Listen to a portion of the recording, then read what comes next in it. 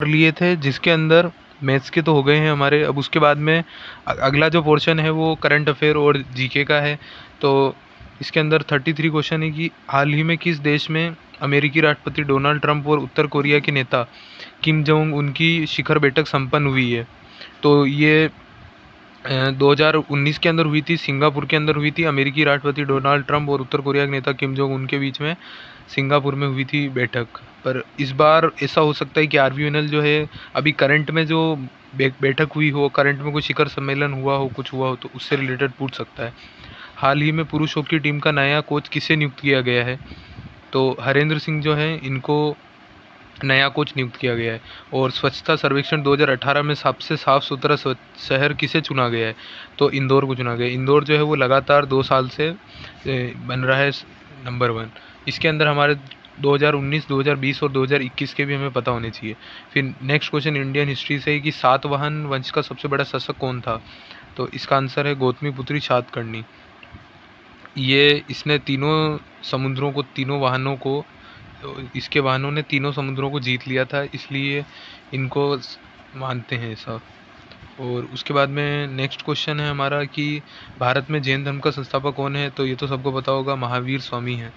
और ये 24वें तीर्थंकर थे। और इस धर्म की स्थापना जो है वो ऋषभदेव द्वारा की गई थी, परंतु उनकी ऐतिहासिकता जो है वो संदिग्ध है, इसलिए महावीर स्वामी को जैन धर्म का वास्तविक संस्थापक माना जाता है।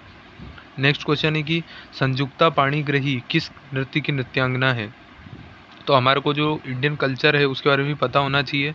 तो इसके अंदर ये जो नृत्य हैं उससे आया है ये क्वेश्चन। तो वो जो है संयुक्ता पाणिग्रही ओडिसी जो नृत्य होती है उसकी नृत्यांगना है।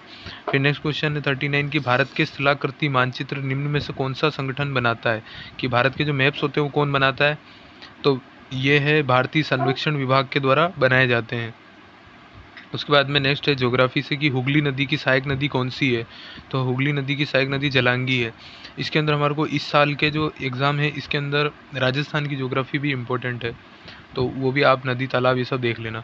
उसके बाद में नेक्स्ट क्वेश्चन है भारत सबसे अधिक विदेशी मुद्रा किस पर व्यय करता है? इकोनॉमी का क्वेश्चन है। तो पेट्रोलियम पदार्थ पर ये सबसे अधिक भारत का जो है वो खर्च होता है।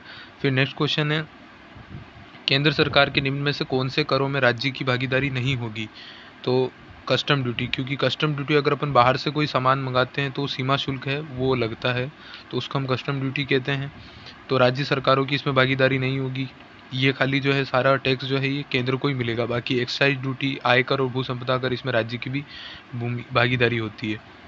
फिर नेक्स्ट क्वेश्चन है कि भारत में आधारित लोकतंत्र निम्न में से कौन सुनिश्चित कराता है?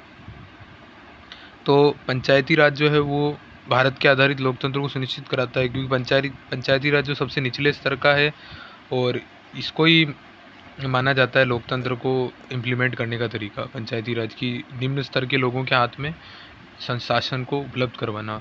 और उसके बाद में नेक्स्ट क्वेश्चन है कि नागरिकों और विदेशियों दोनों को कौन से अधिकार प्राप्त है? ऑप्शन है राजनीतिक, बी मौलिक, सी सिविल और डी विधिक अधिकार। तो भारत के नागरिक और विदेशियों दोनों को विधिक अधिकार प्राप्त है, पर जो राजनीतिक, मौलिक और सिविल अधिकार है वो सिर्फ यहाँ के अपने नागरिकों को ही प्राप्त है, जो भारत के नागरिक हैं उनको। फिर नेक्स्ट क्वेश्चन साइंस का है कि विटामिन ई का रासायनिक नाम क्या है? तो विटामिन ई का नाम है टोकोफेरोल।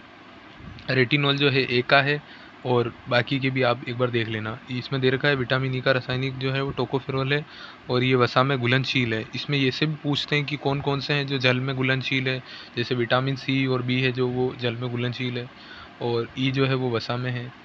तो ये हमारे को ध्यान होने चाहिए। फिर उसके बाद में केमिस्ट्री का क्वेश्चन है कि इलेक्ट्रॉन को त्यागने की प्रवृत्ति क्या कहलाती है? तो ऑक्सीकरण कहलाती है। और अपचयन जो है इलेक्ट्रॉन ग्रहण करने की है।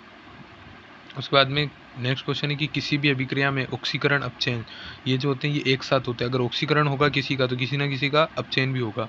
इसमें जैसे दे रखा है कि रासायनिक अभिक्रिया में एक पदार्थ का अणु, परमाणु या आयन इलेक्ट्रॉन त्यागता है, तो दूसरे पदार्थ का अणु, परमाणु या आयन इलेक्ट्रॉन को ग्रहण करता है। तो इससे इसमें दोनों हो रहे हैं, ऑक्सीकरण भी हो रहे हैं और अपचयन भी हो रहे हैं। फिर नेक्स्ट क्वेश्चन है कि रासायनिक अभिक्रिया में किससे बदलना उत्प्रेरक की भूमिका है?